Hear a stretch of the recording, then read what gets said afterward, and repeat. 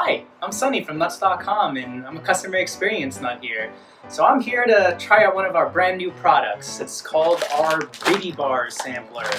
So I've actually never had this product myself, so I'm kind of excited to try it with you guys. Initial thoughts, look at this. It's pretty nice and convenient size. Look at this, like something like this. Look at my phone, it barely fits in my pocket, but this, I can definitely fit a few of these. Let's try the trail mix first. Let's see what we got here. Okay, I can taste the seeds, the raisins, yeah. It definitely tastes like a traditional trail mix. This is the peanut butter and jelly one. Let's see with this.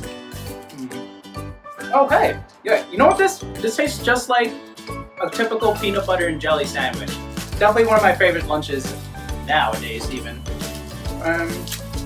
Cranberry quinoa, okay. Yeah, it's a little tart, but that quinoa actually balances it out nicely, so yeah, it becomes a great, nice, sweet snack. Okay. And finally, sweet and salty. Definitely get those peanuts, definitely very nutty as well. That's a really good one.